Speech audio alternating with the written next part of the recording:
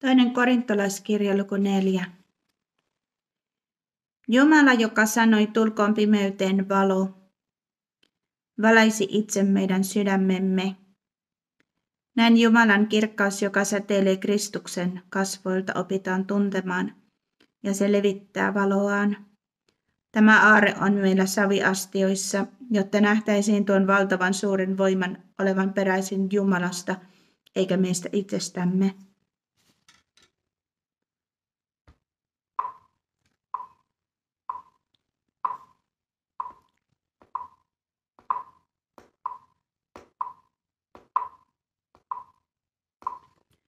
Äitini, isäni, Mordorin yössä.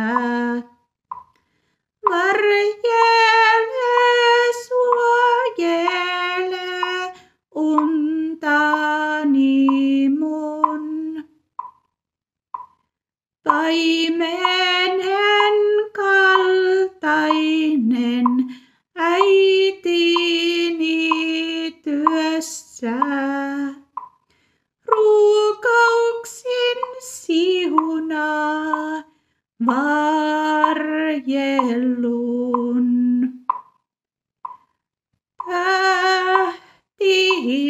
Tähtipölyä Nebulan takaa, taivasta sataa unelmaa.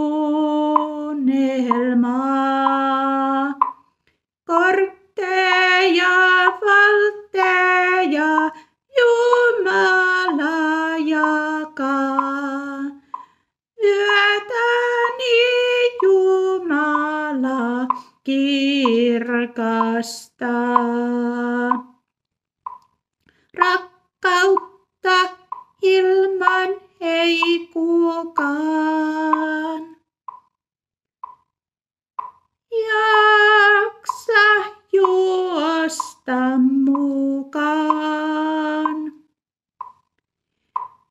Pelkällä sanansa voimalla hän on luonut avaruuteen elämän.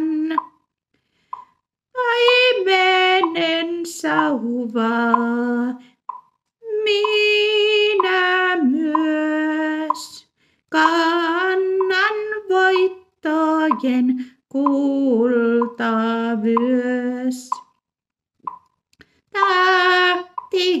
Tähtipölyä Nebulan takaa, taivasta sataa unelmaa. Kortteja, valtteja Jumala jakaa. Yötäni Jumala kirkastaa. Rakkautta ilman ei kukaan jaksa juosta mukaan. Lennätä sanoma sydämeen. Hyvä on laulaa yön sydämeen.